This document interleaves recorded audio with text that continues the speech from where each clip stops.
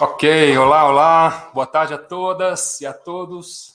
Direto aqui de Belo Horizonte, eu sou Marcelo de Podestá, faço parte do movimento Slow Food e da equipe de organização do Terra Madre Brasil 2020. Com muita alegria, a gente vai iniciar agora a oficina do gosto do Bioma Pantanal, que faz parte da programação desse que é o grande encontro da Rede Slow Food Brasil. E o tema da oficina de hoje é um tema que é latente, eu diria, inevitável, né? O Pantanal, aí, junto com os outros biomas brasileiros, é um patrimônio ameaçado que precisa mais do que nunca da nossa atenção e do nosso cuidado. Mas também o Pantanal é um tesouro cheio de surpresas e riquíssimo de biodiversidade. A gente vai estar aqui na companhia de Paulo Machado, que é um cozinheiro, defensor da comida pantaneira, sem dúvida um dos membros mais atuantes da Aliança dos Cozinheiros Slow Food e da comunidade Slow Food Campo Grande. E, entre outras várias coisas, autor de um belíssimo livro sobre a cozinha do bioma Pantanal. Também com Jário Arruda, agricultor familiar, importante militante da causa cooperativista, da economia solidária, da agricultura familiar, da segurança alimentar e nutricional, e também um membro atuante da comunidade Slow Food da Farinha de Anastácio. Para conduzir a nossa conversa, a gente tem a participação da jornalista, comunicadora e também militante do Slow Food no Centro-Oeste, a Sara Campos. E a atividade vai contar com a facilitação gráfica de Elobio, da Revelando Ideias, que no final da atividade a gente compartilha com vocês.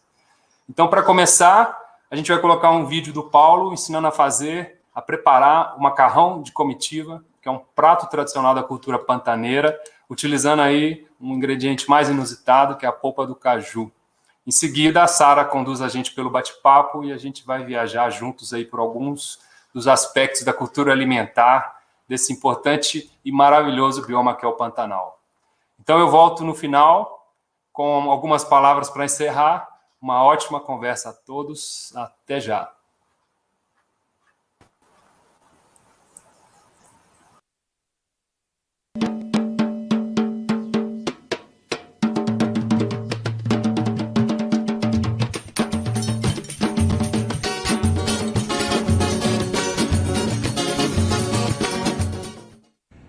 Olá pessoal do Terra Madre, que evento incrível! Eu sou o chefe Paulo Machado, faço parte da rede dos cozinheiros do Slow Food há bastante tempo. Eu comecei lá no Slow Food de São Paulo, depois eu vim para Mato Grosso do Sul e aqui junto com a Magda Moraes a gente montou o Slow Food Campo Grande, um convívio super bacana que visa justamente elencar, mostrar esses ingredientes importantíssimos que a gente tem aqui na região do Pantanal. Campo Grande é o portal do Pantanal, uma das cidades mais importantes para quem quer conhecer esse bioma brasileiro tão importante. E eu sou aqui dessa região.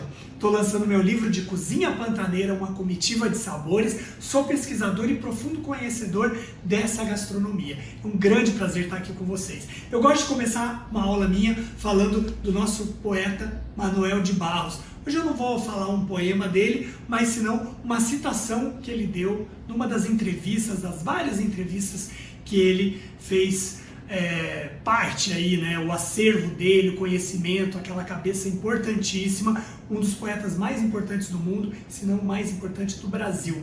Ele falava o seguinte, que a minha poesia é muito intuitiva, quisera que fosse mais primitiva. Eu li livros de mitologia indígena e vivi muitos anos com os índios chiquitos da Bolívia. Gostava de tomar chicha, uma aguardente de milho e pescar.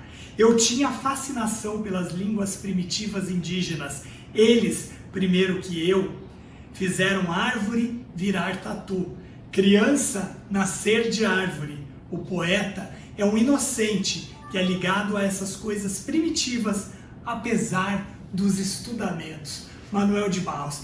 Para começar essa nossa super aula, para falar de uma das receitas mais importantes do Pantanal, ela é inclusive a capa do meu livro de cozinha pantaneira, que é o macarrão de comitiva, um prato tradicionalmente feito nas comitivas pantaneiras. É isso mesmo, pelo Cuca, que é o personagem principal, ele que vai fazer a comida na comitiva. Ele quebra o macarrão, uma heresia para os italianos, mas é assim mesmo, porque ele tem uma trempe só no fogo e ali ele vai fazer, não tem como ele escorrer aquela massa, como é feito em casa, né, como a gente faz pasta em casa geralmente, é um outro ritual. Então ele imita a receita do arroz carreteiro, que é uma outra receita de comitiva muito importante também. E aí ele refoga, muito bem refogado, a carne seca geralmente em banha de porco, frita esse macarrão nessa gordura e nessa carne e basicamente o outro ingrediente que vai é o alho. Esses são os ingredientes principais do macarrão de comitiva. Água, cozinhou e está pronto. Eu vou fazer uma variação com o caju, com a polpa de caju, a gente também pode chamar de carne de caju, que na realidade é uma textura que fica parecendo carne e é um prato, uma opção vegetariana. Como eu gosto dessa cozinha muito democrática e de muitos sabores, essa paleta de sabores que eu falo, você pode usar, para deixar o prato vegetariano, uma gordura à base de azeite de oliva, por exemplo. Mas se você quiser e dar muito sabor também e deixar bem regional, você pode usar a banha de porco.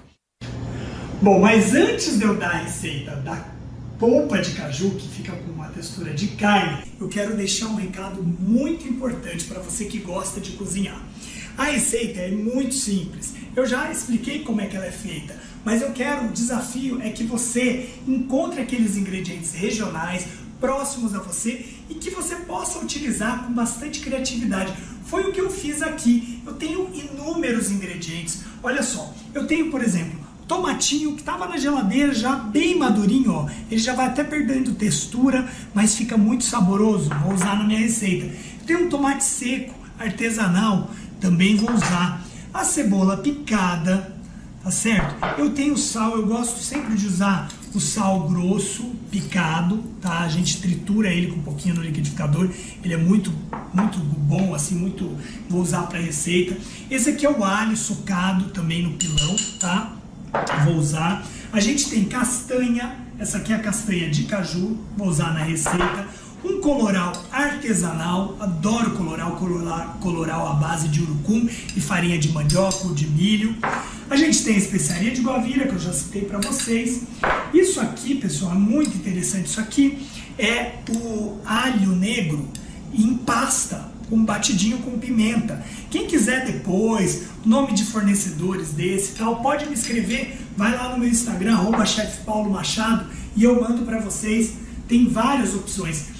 Eu tinha um queijinho na geladeira, esse aqui eu trouxe da Romênia, de um produtor local, da Ferma Catan, mas se você tiver um queijo brasileiro, um queijo artesanal, esse aqui é de leite cru, é um queijo tipo feta, bem salgadinho, eu trouxe de umas das viagens que eu fiz, vou usar também, vai dar muito umami, muito sabor para minha receita. Laranjinha quincan, essa aqui é da hortinha da minha avó, lá do quintalzinho dela, claro que eu vou usar, é uma delícia, laranjinha quincan. Tinha aqui também uma laranja, a gente usa a laranja para dar sabor ao macarrão de comitiva, vou usar. O caju, olha que beleza, estamos na época do caju, esse aqui é lá das Índias, aqui do Mercadão de Campo Grande, as Índias Terena comercializam. Eu trouxe para mostrar para vocês um pedaço de fraldinha, essa aqui é uma carne orgânica do Pantanal, de boi que pasta, a gente fala muito da carne, né, no slow meat. A gente usa muito a carne no macarrão de comitiva e dessa vez, nessa receita eu não vou usar, mas eu faço questão de mostrar para vocês. Essa aqui é uma carne que foi só chapeada, tá? Numa paella, mas eu tenho aqui também a carne de sol. Essa daqui pode ser usada para fazer o macarrão de comitiva, é essa aqui. Essa aqui é uma carne de sol local também, feita aqui em Campo Grande artesanalmente, tá? E você vê que ela tem bastante gordura, é o ideal para fazer o macarrão de comitiva, é essa carne de sol. Procure utilizar carne que você sabe a origem, carne de boi que pasta, é um conceito nos Estados Unidos que eles chamam de grass feed, né, em inglês, que é para nós o boi de capim. Esse boi, ele dá muito mais sabor para a carne, muito mais valor nutricional e, obviamente, esse tipo de manejo é sustentável e você pode procurar esse tipo de animal se você optar pela proteína animal para usar. Pode ser de um porquinho, uma carne de sol de porco ou de ovelha. Procure o seu produtor local, tenho certeza que você vai fazer uso de uma carne excelente. Bom, além disso eu tenho aqui o macarrão que eu vou usar na minha receita, né? Esse aqui vai ser o macarrãozinho que eu vou quebrar, tá? Já vou quebrar para vocês. E eu tenho algumas punks, dá uma olhadinha aqui, ó. Aqui, bom, isso aqui não é punk, mas é aqui da minha hortinha, tem hortelã, tem flor de manjericão. Aqui eu tenho sim uma punk, que é a florzinha da Ora Pronobis. Aqui a Ora Pronobis. Desculpe, não é a Ora Pronobis esse aqui. Eu tinha a Ora Pronobis também, mas eu resolvi usar esse aqui, que é outra punk, é a Major Gomes. Ela tem uma florzinha bem gostosa e ela tem uma textura muito boa também. Vai ficar bem legal para minha receita. Bom, a guavirinha que eu já mostrei para vocês, né? A gente pode usar também na receita. Eu vou usar o pó da guavira. E agora sim, eu vou ensinar para vocês como é que faz essa carne de caju. Como é que é? É muito simples. Essa receita eu apresentei lá em Alto Paraíso, num evento que aconteceu lá há alguns anos, e o pessoal adorou. Então eu sempre procuro fazer, fica bem legal. Como é que você faz? Você tem aqui o caju, você vai cortar o caju, tá? Aqui, ó, como se fosse pequenos bifes, mas você não corta até o final, tá? Você faz esses cortes aqui, tá vendo, ó? Como se fosse uma estrela. E aí você vai pegar um bolo e vai espremer esse caju, apertando bem, com cuidado, tirando o suco. Esse suco você vai reservar, tá? Esse suco é muito saboroso. E aí você vai fazer isso com todos esses cajus que eu tenho aqui. E agora, pessoal, o que vocês vão fazer? Esse caju que está aqui, vocês vão pegar sal, esse salzinho grosso aí que eu mostrei para vocês, tá? E vocês vão passar esse sal aqui nessa polpa desse caju, tá? Vocês vão abrir aqui um pouquinho ele assim, ó. Olha aqui a carninha dele aqui, tá vendo, ó? E aí vocês vão passar um pouquinho de sal. Vai passando mesmo, esfoliando, você vai esfregando esse sal aqui. Mesma coisa aqui, ó. Olha aqui, tá na minha mão aqui. A gente passa o sal nele aqui, pega mais um pouquinho de sal. E mais nesse aqui. Tem que passar, porque vai dar uma reação de osmose aqui. Vai tirar mais um pouco do suco. Você esfoleia bem aqui, deixa.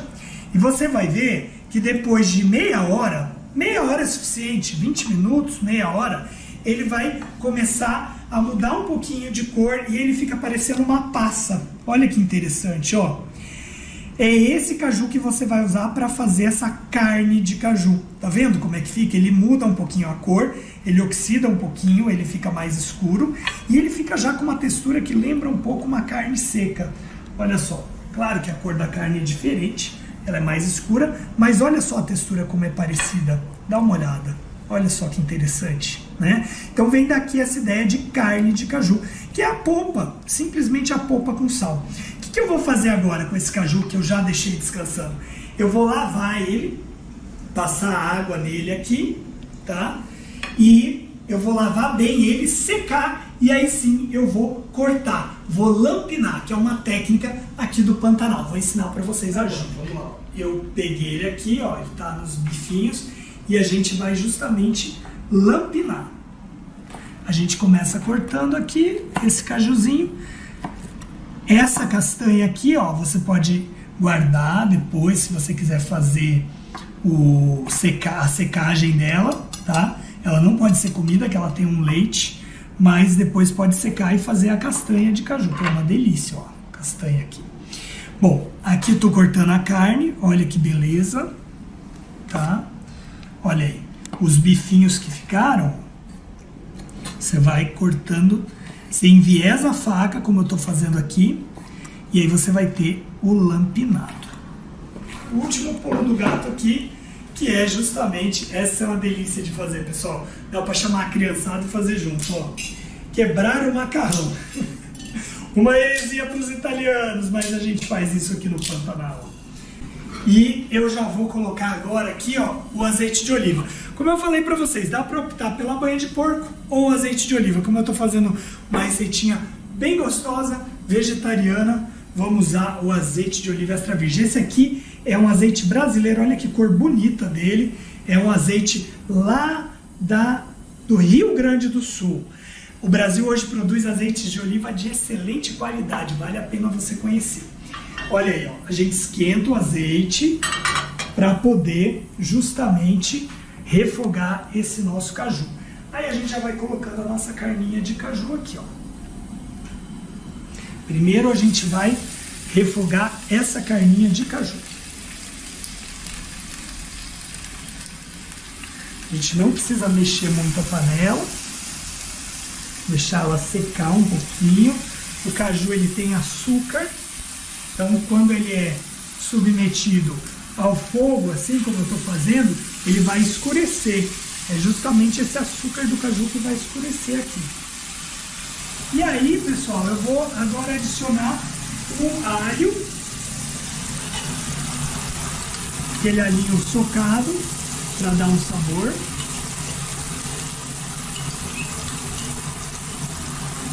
Vou refogar o alho. Eu coloco primeiro o alho, porque ele tem menos água e ele já começa a refogar. E aí logo em seguida eu coloco a cebola. A cebola é opcional, tá? Lá no Pantanal, o cuca de comitiva não usa cebola, porque a cebola, se você faz um prato com cebola, ele azeda muito rápido.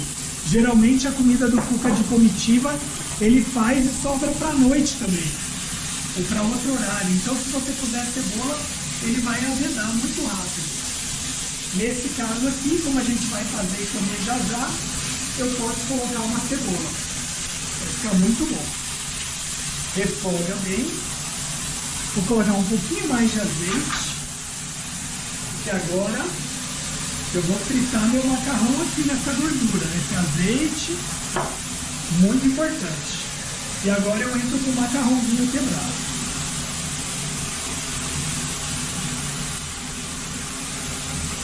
Aí, ó. Isso aí. Vou colocar mais um suquinho de laranja aqui. Oh, beleza. Olha o cheiro que já sobe. Muito bem. Mexer mais um pouco aqui. E agora eu vou acrescentar o suco do caju para começar a cozinhar esse macarrão.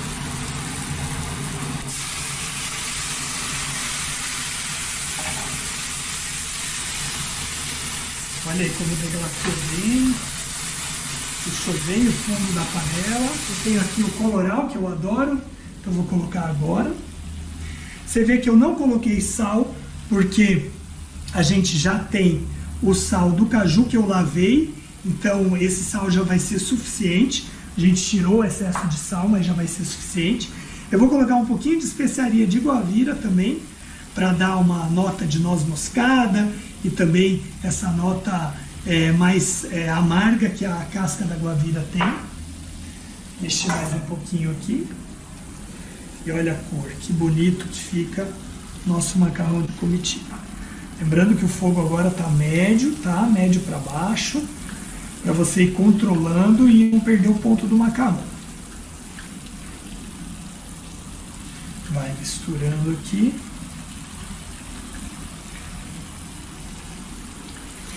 Estou vendo que está secando, eu vou adicionar um pouquinho mais de água. Enquanto o macarrão está ficando pronto, eu vou picar um pouquinho de castanha. Castanha de caju. Só dar uma repicada nela aqui.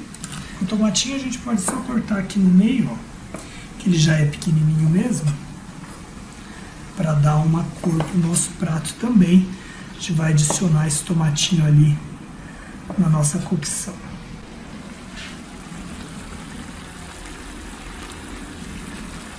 Vamos misturar.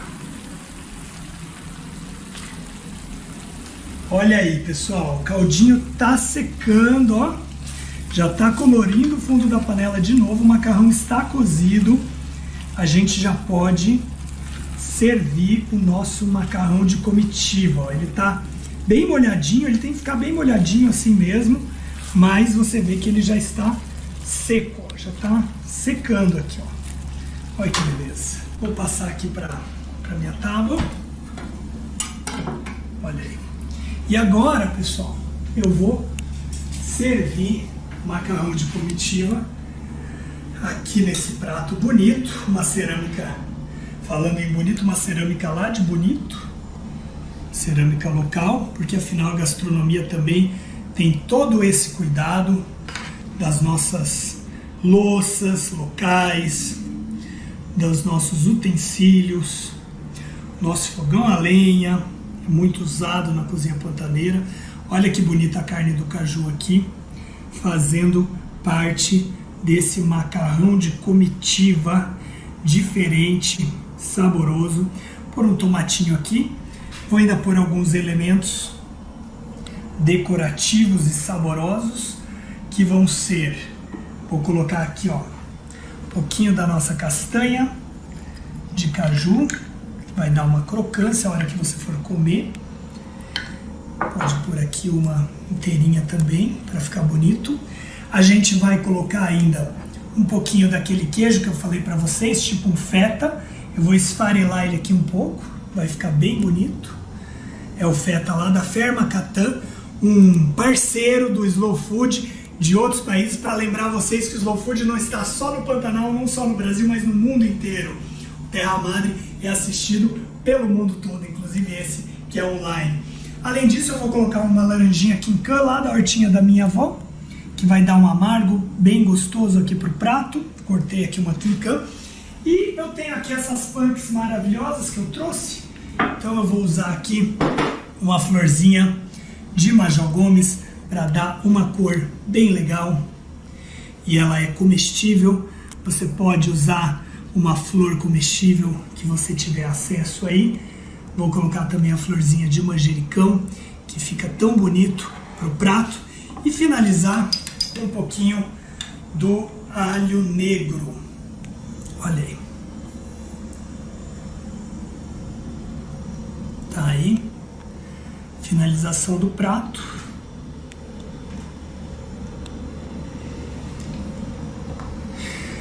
Voilá!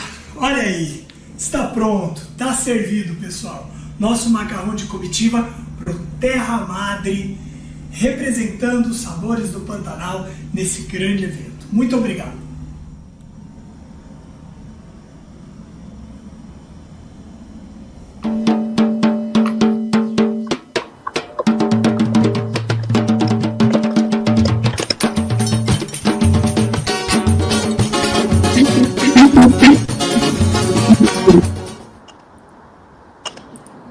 Oba! Que beleza! Ficaram com fome?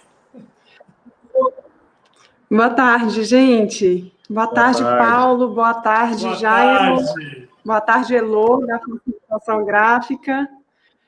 Meu nome é Sara, eu sou jornalista e eu tive o prazer de conhecer o Mato Grosso do Sul graças ao Slow Food Brasil, num projeto que a gente tocou há alguns anos. E eu tive a oportunidade de conhecer o Jairo, conhecer o Paulo, também nessa ocasião.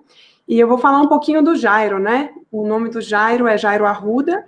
Ele é presidente da cooperativa Copran, que é uma cooperativa que tem uma história muito interessante, né? Que fica em Anastácio, no interior do estado. Essa cooperativa é uma cooperativa de farinha de mandioca, que tem um histórico muito interessante com os migrantes nordestinos que ocuparam a região em vários fluxos migratórios. Bem-vindo, Jairo. Obrigado, Sara, pelo convite. Obrigado, Jesus. E agora eu também vou... Obrigada. Agora eu vou apresentar também... Gente, estou um pouco nervosa, tá? Estou até tomando aqui um tereré, para ficar mais tranquila. E agora eu vou apresentar o Paulo Machado, né? O Paulo Machado, ele é cozinheiro, faz parte da Aliança Slow Food e tem um trabalho bastante interessante com a cozinha pantaneira. Bem-vindo, Paulo. Obrigado. Toma o tererê aí, que passa.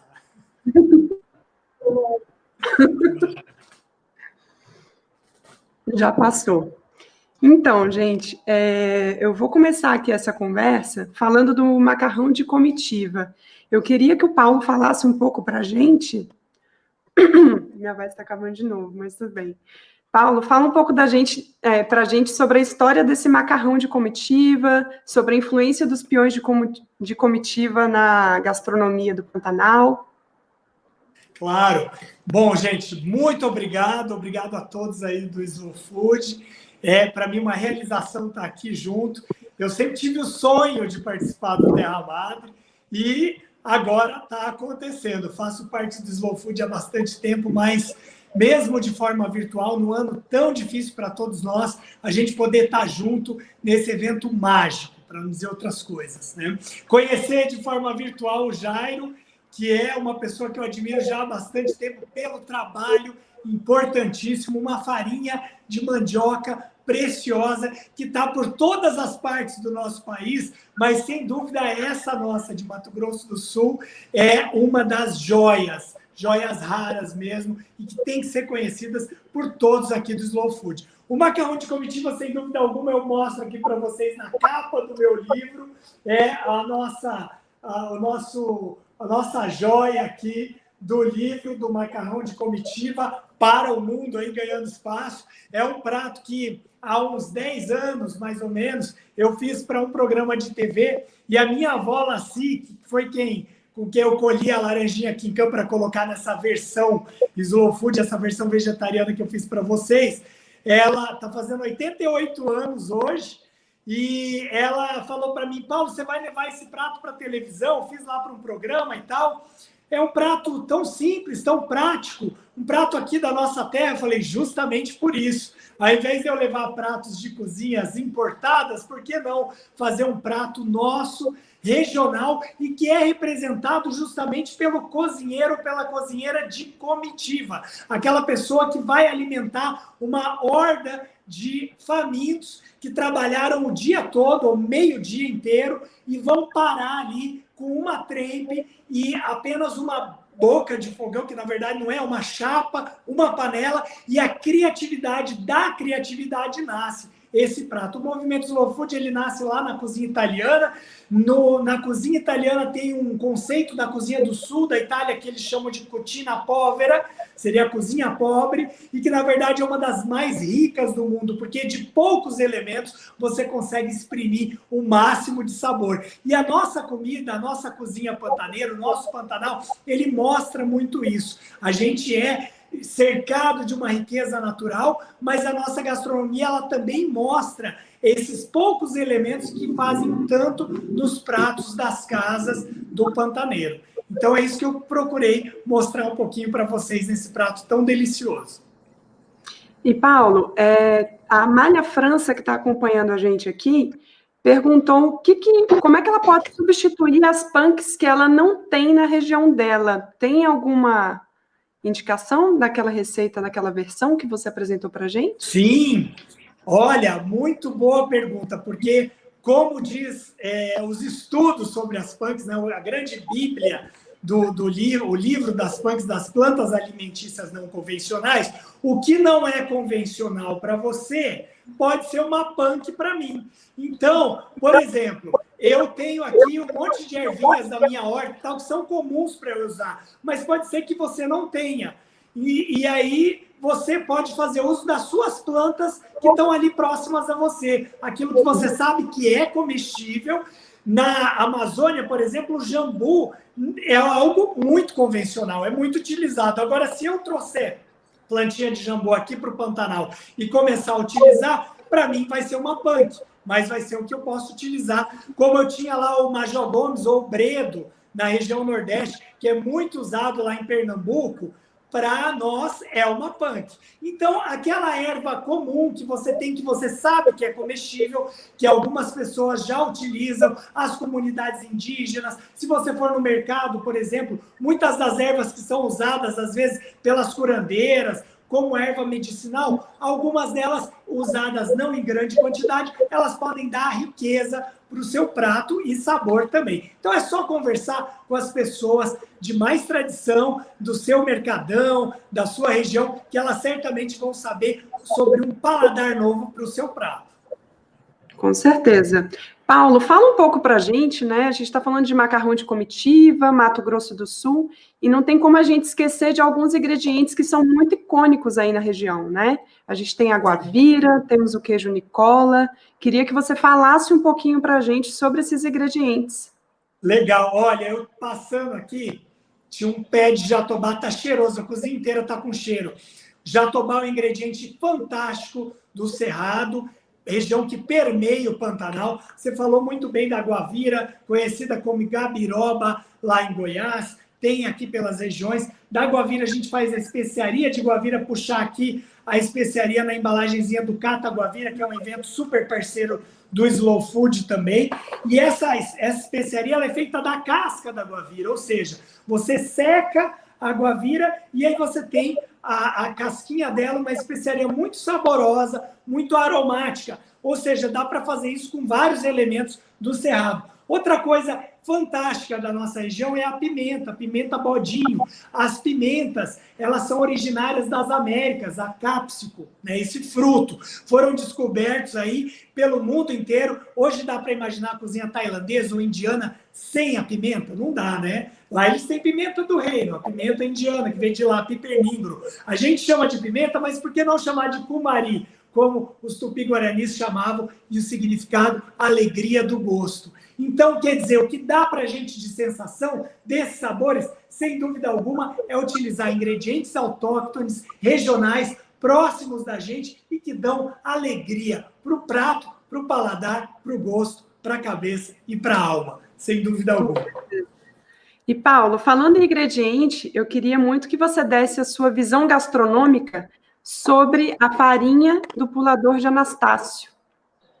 Olha, é uma honra poder falar com essa vocação gastronômica para esse que é um dos ingredientes, se não o mais importante do nosso país. A mandioca, a rainha do Brasil, já dizia Câmara Cascudo, dela muitos subprodutos e desse subproduto fantástico, a farinha de mandioca. A farinha de mandioca é um produto de subsistência, a gente consegue levar ele para qualquer lugar. Os indígenas fazem, já faziam isso, ensinaram para nós, os nossos pré-avós, eles iam caçar com o quê? Com uma paçoca. Paçoca à base de quê? De farinha de mandioca ou farinha de milho e alguma proteína pilada, uma caça, seja uma rã, algum tipo de carne processada num pilão de madeira, e com isso você tem as paçocas. A paçoca que às vezes lá em São Paulo já imaginam aquela com amendoim, adocicada. A nossa aqui é feita com carne seca ou com carne de peixe, lá na Amazônia com piracuí, mas não pode faltar esse ingrediente original, que é a farinha de mandioca. Pelo Brasil, vários tipos. A do pulador, ela é crocante, ela é intensa, ela é saborosa, ela é doce, por conta de ser feito com uma mandioca, um tipo de mandioca que tem menos ácido cianídrico do que as farinhas de mandioca amazônicas, que ficam fermentando e são deliciosas também, tem um sabor, uma nota umami intensa e fermentada. Essa nossa não, essa nossa ela é mansa, ela é adocicada, ela é gostosa. Dá para usar, por exemplo, numa riquíssima sobremesa, que eu comia desde criança com a minha avó Zilá, já afinada, saudosa Zizi, que é o melado com farinha de mandioca de Aquidauana, do Pulador, de Anastácio, da nossa região, que é histórica aqui no nosso estado e que produz farinha de mandioca, seja pelo acento nordestino nessa nossa gastronomia, seja pelos nossos pré-avós indígenas que já faziam uso nos seus tipitis, espremendo essa mandioca, saindo aquele suco, e o que ficava dentro ia para um caldeirão e ali um tacho com muito fogo embaixo, que secava essa farinha preciosíssima de valor gastronômico para o mundo inteiro. Jairo, conta um pouco para a gente sobre a história da colônia Pulador. Então, primeiramente, agradecer aqui a fala do Paulo, que engrandeceu muito nossa farinha. Obrigado, Paulo. Sara, pelo convite, né, ao Slow Food. A colônia Pulador, ela remonta do fim da Guerra do Paraguai, né? Então, com os primeiros registros migratórios, né, os nordestinos, foi logo após a Guerra do Paraguai, né? Então, depois, no período da Grande Seca, né, de 29, e após a seca de 29, teve um outro momento migratório, né? E eles se concentraram muito aqui na região da antiga Fazenda Pulador, uma fazenda que se chamava Pulador, e essa fazenda foi sendo loteada, colonizada por esses migrantes, uma grande parte deles do estado do Pernambuco. Mas, por exemplo, a minha família não é do Pernambuco, minha família veio do estado do Ceará. Essa foto que foi mostrada aí da farinha é de um cidadão que veio do Sergipe, o seu Aristeu. Ele chegou aqui no Mato Grosso do Sul com 5 anos de idade, né? Então, quer dizer, tem pessoas de várias regiões do Nordeste, mas, assim, uma grande parcela é do Pernambuco. Chegando aqui no Mato Grosso do Sul, eles encontraram grandes plantios de mandioca da cultura indígena, né? E eles trouxeram na sua bagagem essa tecnologia, digamos assim, artesanal de produzir farinha, né? E o que o Paulo falou é bem isso mesmo. Um dos grandes segredos da farinha é porque ela é produzida com uma mandioca que não é uma mandioca brava, digamos assim, é uma mandioca que ela pode ser consumida para mesa. Então, ali já dá um produto diferenciado. A torrefação dela é feita em forno a lenha, né? Então, pode-se controlar muito bem a temperatura, e os mestres de farinha conhecem muito bem isso para dar o ponto exato da farinha do coador. Então, quer dizer assim, é um produto, digamos assim, único, apesar de ser farinha, a gente ter farinha no Brasil inteiro, mas é um produto único da nossa região, né? É um produto que carrega uma história de luta, né, da migração nordestina, são pessoas que vieram de uma região tão árida e vieram do Mato Grosso do Sul, que é uma região tão rica em fauna, flora, em água, né, principalmente, na região pantaneira é riquíssima em água, pescado, né? Então, e mesmo assim, eles permaneceram com a sua cultura, né? A minha família desenvolveu outras atividades, atividades de pesca, quando chegou até conseguir comprar novamente seu pedaço de terra. E daí desenvolveu atividade pecuária, fruticultura e a produção de mandioca e farinha também, né? Então, isso é muito interessante. A farinha, ela tem a data, as primeiras casas de farinha já se passaram de 100 anos. De 100 anos. Severino Batista, que é dito como a primeira pessoa que trouxe, que veio a ser um farinheiro, ele chegou aqui logo em 1910, né? Ele chegou aqui, e segundo as histórias, antes de construir a sua própria residência, ele construiu uma casa de farinha. Então, é uma história muito bonita, né? E a gente vem buscando preservar, né, essa cultura de produção artesanal. Aí está vendo a foto, quem estiver assistindo, essa é lá na casa do seu Aristeu, é um processo após a prensagem, né, onde retira-se todo o líquido. Então, ela fica meio que empedrada, então ela vai passar numa peneira para quebrar, para posteriormente ela ir ao forno. E, Jairo, o interessante é que a fotógrafa dessa imagem está assistindo a gente agora. A Arumita, eu mandei um áudio para ela hoje, e daí ela se sentiu provocada e está nos assistindo. Isso. Queria mandar um beijo para a Arumi e elogiar muito ela pelas fotos, porque estão realmente muito bonitas. Jairo, fala um pouquinho da cooperativa. Quantas famílias fazem parte da Coparan hoje? Então, a cooperativa foi fundada em 2005, né? Na época eu fui entrar um ano depois, né?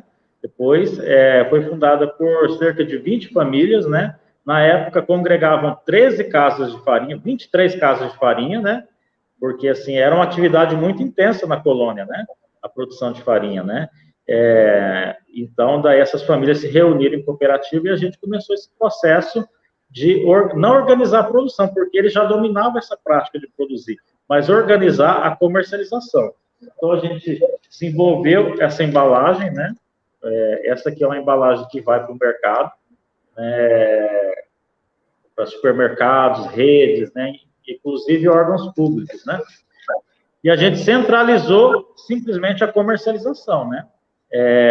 Da farinha, porque a produção é por conta dessas casas de farinha artesanais, né? Hoje diminuiu muito as casas de farinha. A gente tem o problema do êxodo rural e da passagem dessa cultura de produção artesanal, né? Então, hoje nós temos 5 casas de farinha que ainda produzem nosso produto carro-chefe da cooperativa, que potencializou a cooperativa, né? Mas, assim, a gente está percebido uma certa onda de retorno da juventude. Isso que eu ia comentar com você. Quando eu estive aí, em Anastácio, eu conversei com algumas pessoas e realmente está havendo o retorno desses jovens para a zona rural, né? Eles estão agora tomando conta das casas de farinha e se a gente comparar o preço da farinha hoje com o preço da década de 90, a gente vê que a farinha está sendo muito mais valorizada. Eu queria que você comentasse um pouco sobre isso também. Então, isso é uma coisa muito interessante. Ainda ontem teve um jovem que era do assentamento próximo aqui, que me mandou uma mensagem, ele está querendo comprar um sítio, né? E ele perguntou se valia a pena trabalhar com mandioca. Eu falei, olha, a mandioca hoje, ela é um produto que ela não é mais da classe pobre, né? Consumida somente pela classe pobre. Ela entrou na classe média, classe alta, todo mundo consome mandioca. Inclusive, isso prejudicou a gente, enquanto produtores de farinha, do estilo de produção de farinha do coador, porque a mandioca ela tem sido consumida rapidamente na mesa, né? E às vezes não sobra, o excedente a gente não consegue nem para fazer a farinha, né? Mas isso é um lado bom, que tem aumentado o consumo, né? E os jovens, por diversos fatores, eles têm voltado para a zona rural. Um deles, que é o mais simples de todos, como se diz, é o patrimônio que vai sendo passado de geração a geração. Então, aquele jovem, às vezes, foi embora da sua propriedade, eu sempre vi isso como problema, porque a propriedade não é dele, é do pai, do avô, da mãe, né? E daí ele vai buscar outra fonte de renda. Quando essa propriedade é passada, chega à posse dele, então ele percebe que ele vê aquela vivência de infância, que ali na zona rural é um local, e hoje tem política pública para o pequeno produtor, para o agricultor familiar, diversas políticas aí, que favorecem muito a esse jovem ou voltar para a propriedade rural ou permanecer nela, os que estão, né? Então, a gente está percebendo hoje um movimento de retorno para as propriedades rurais. A zona rural é outra zona rural hoje no Brasil, tem estrutura, né? Tem energia, tem internet, tem, às vezes, em alguns locais tem até água encanada, né? Então, assim, tem condições de você viver na zona rural hoje, obter sua renda, desfrutar dos benefícios de ser um produtor rural e não precisar vir na cidade disputar a vaga de emprego de quem mora na zona urbana. Eu tenho uma pergunta para te fazer, Jairo. A gente sabe que o modo de preparo da farinha, ele varia muito de acordo com o estado, né? E com migração nordestina, eles mantiveram essa forma de preparo ou existe uma forma sul-mato-grossense de fazer a farinha? Olha, assim, eu vejo assim, a técnica primária de produção de farinha é a mesma ainda no Nordeste.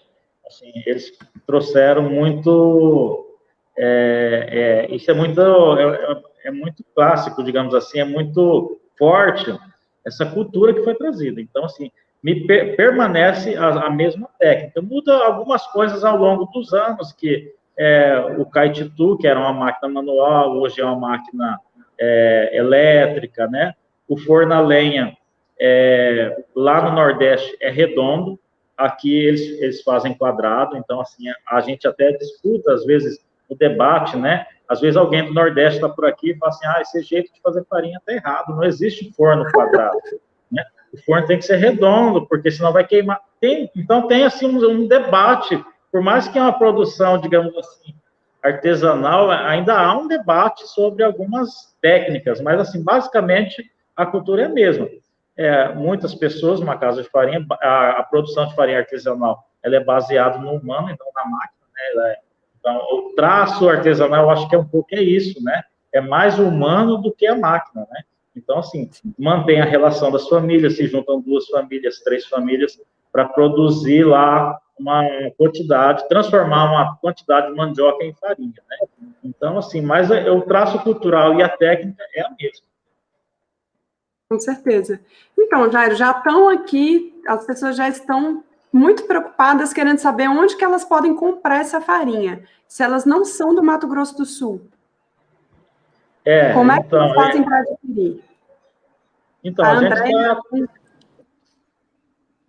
gente está pensando aí numa forma aí de comercializar pela internet, até você deu uma dica, um outro dia que a gente fez uma fala, né? Então, aqui eu acho que esse vai ser o caminho para a gente poder estar expandindo, né? No Mato Grosso do Sul, a gente vende em Campo Grande, né? Aqui na nossa região também a gente consegue distribuir muito bem, mas, assim, existe esse interesse. Vem muitos turistas aqui na sede da cooperativa comprar farinha. Olha, às vezes chega na loucura, eu estou indo para Campo Grande, eu tenho que pegar um avião e eu atendo que nem uma bala, sabe? Porque eu acho muito interessante que alguém de fora veio bater palma aqui, alguém que me disse que alguém me disse que é aqui. Eu vou lá correndo, embalo rapidinho, levo. Isso aqui vai para uma pessoa em São Paulo, vai para uma pessoa lá em Minas, né? Os idosos, eles são muito exigentes. Eu acho que algum idoso que morava aqui, ele vai lá e fala assim, eu só como se for farinha do pulador, senão não vou comer. Idoso, ele sempre é muito teimoso, né? Então, as pessoas vêm correndo. Eu tenho que levar para meu pai, para o meu tio, para minha avó. Então, assim, marca as pessoas, um produto diferenciado, acredito que marca as pessoas por muitos anos, né? E elas vão em busca desse produto, né? Com certeza. E, Jairo, quando eu estive aí no Mato Grosso do Sul, em Campo Grande, eu fui ao mercado junto com o Anderson Medeiros, que é um amigo meu que eu adoro, que também é da rede Slow Food. Um beijo para o Anderson. E ele comentou comigo que, às vezes, nos mercados, as pessoas falam que a farinha é de Anastácio, só que não é. Então, existe a farinha de Anastácio fake. Queria que você falasse um pouco sobre isso também. Então, porque o que acontece? Nós temos os assentamentos rurais aqui, né? Então, e os assentamentos rurais, eles são marcados por ter uma pluralidade de pessoas. Todo assentamento tem um paranaense, um paulista, um nordestino, porque os movimentos, eles fizeram essa seleção, assim, né? E daí as pessoas vão lá na colônia, muitas vezes um catarinense, ele faz farinha. Então, ele vê lá que na colônia tem a produção de farinha, ele sabe fazer. Ele monta sua casa de farinha lá e vende como farinha, porque pegou como se diz, a gente tem uma fama, a Anastácio tem uma fama de produção de farinha, né? Então, qualquer um que produz farinha aqui, às vezes não quer falar que é do pulador, mas fala que é de Anastácio. Em Campo Grande, as pessoas reconhecem mais a farinha de Anastácio, né? Porque o pulador é uma colônia de imigrantes nordestinos em Anastácio, uma coisa menor que a cidade, né? Então, lá em Campo Grande, quando eles falam da farinha dessa região, eles citam a farinha de Anastácio. E depois da nossa festa da farinha também, que a gente não comentou nada, ficou mais evidente isso. Então, apesar que o nosso produto se chama farinha do pulador, né? Tá aí, mas assim, em Campo Grande é conhecido como a farinha de Anastácio, né? Então, Ô, Jairo, a festa é em abril, geralmente? Quando que está marcado? É em maio. Maio. Sempre em maio. Esse ano não teve, por conta da pandemia. Ano que vem a gente está planejando fazer novamente a festa, né? Gente, antes de eu abrir para as perguntas do público, eu queria fazer um link do trabalho do Paulo com o trabalho do Jairo, né? O Jairo falou que tem muita gente de fora que visita a região. E o Paulo Machado, ele tem um projeto bem interessante chamado Food Safaris, onde ele faz visitas a vários lugares, inclusive ao Pantanal. Ele vai ter uma visita agora no dia 18, né? Hoje começa. Hoje? Começa. Dia 18 hoje, né? Lá em Aquidauana, inclusive, numa das fazendas lá em Aquidauana, e a gente usa a farinha do pulador também. Legal. E aí, Paulo, eu queria que você falasse um pouco se, de repente, a gente pode fazer uma conexão para um Food Safaris em Anastácio. Sim. Bom, o projeto Food Safaris Brasil Food Safaris funciona há 8 anos. A nossa meta é justamente identificar um sistema alimentar e levar pessoas de outros lugares, ou até mesmo do nosso lugar, para conhecer a fundo esse sistema alimentar, numa imersão bem de curta duração, de 4 a 5 dias, para entender melhor aquela gastronomia, o trabalho dos chefes locais, as cozinheiras de tradição e os ingredientes primordiais. Por exemplo, falando de Food Safari, a gente tem o queijo Nicola, temos a farinha do pulador que a gente usa lá nessa fazenda, onde a gente fica durante 3 dias, lá em Aquidauana, a Fazenda Pequi, que é uma joia, uma fazenda muito bonita, lá da tradição de Aquidauana, e que eles também fazem aquele roteiro de contemplação da natureza local. Mas a gente tem também outros ingredientes que estão ainda num passo antes da farinha do pulador ou do queijo Nicola, por exemplo. É o caso do arroz nativo do Pantanal, arroz nativo dos índios Guató, que a Universidade Federal de Mato Grosso do Sul está pesquisando e a gente ainda não encontra para comprar.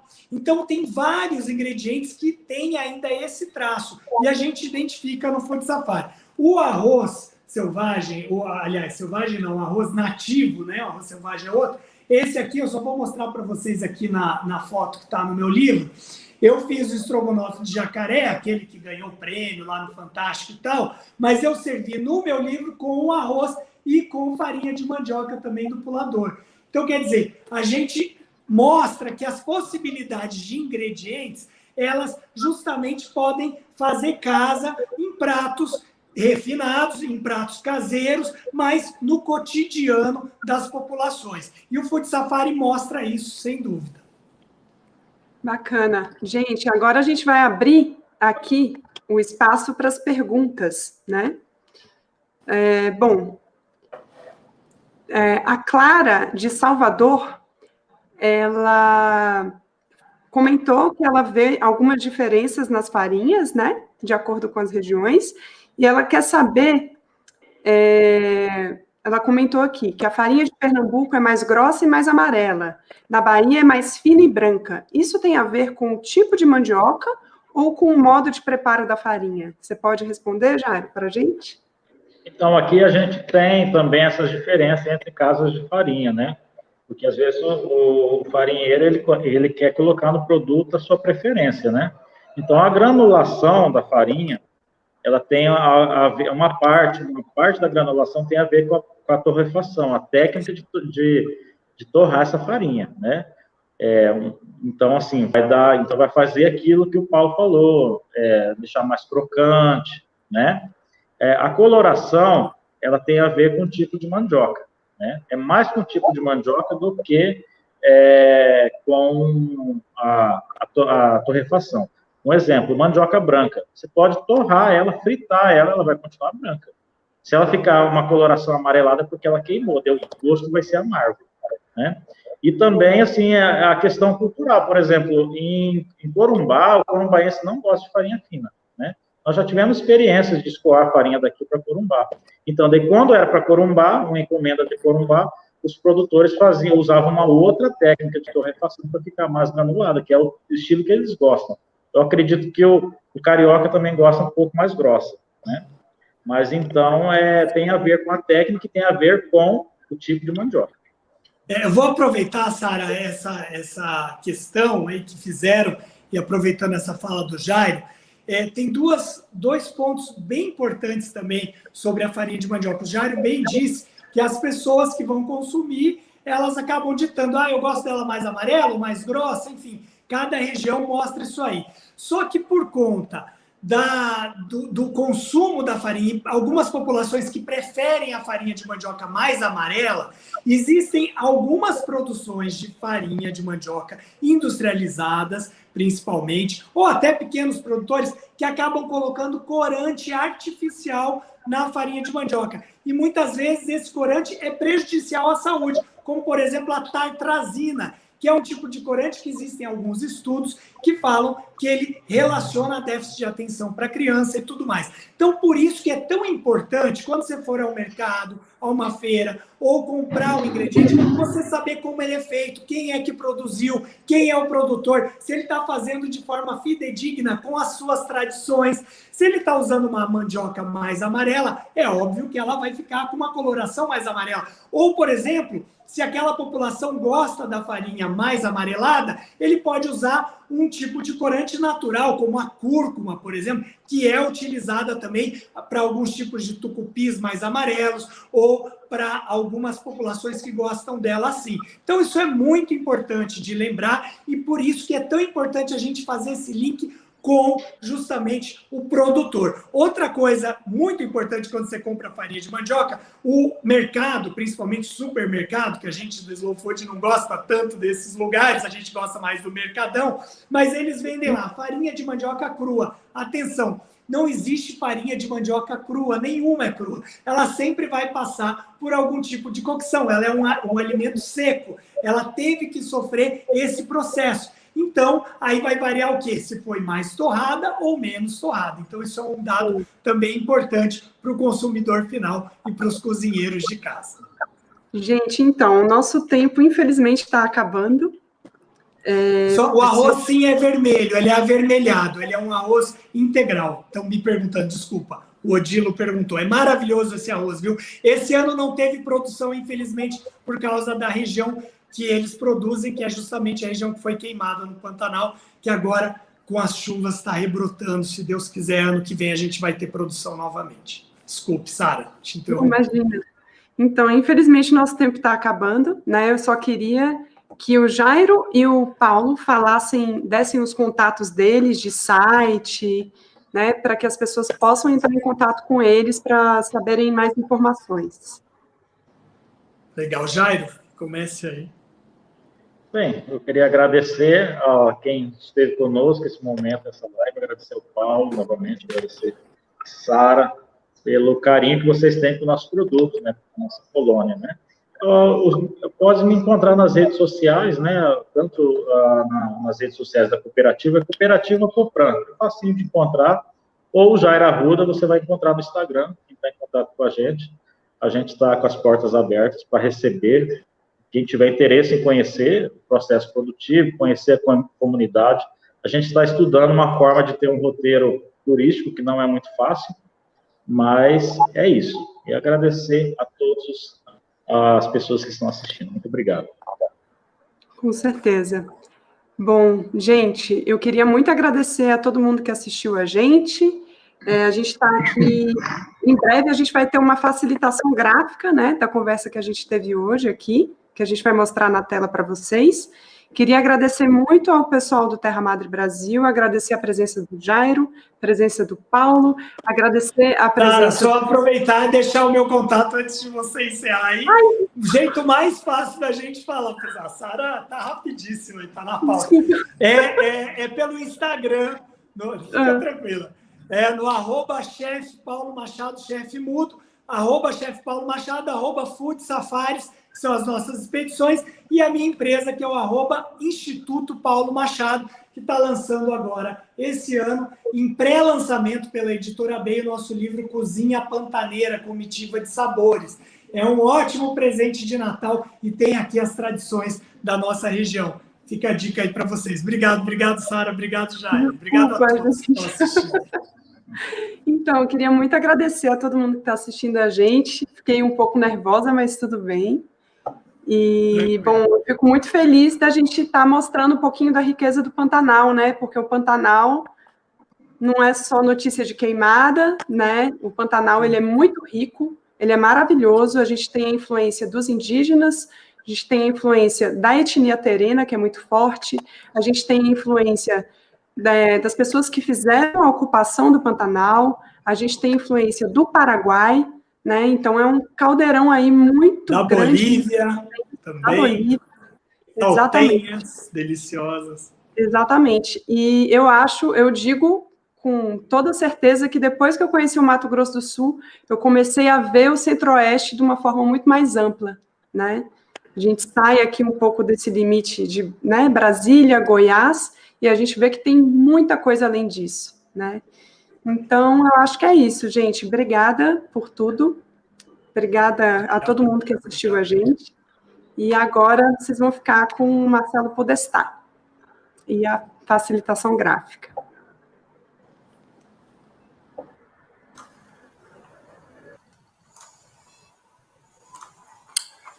Bom, pessoal, então a gente com isso encerra a oficina Gosto do Bioma Pantanal. Antes do fechamento, eu queria convidar aqui a facilitadora gráfica Elo Bio para mostrar o trabalho que ela fez aqui durante a nossa conversa. Tá pronta, Elo? Estou pronta, vamos lá.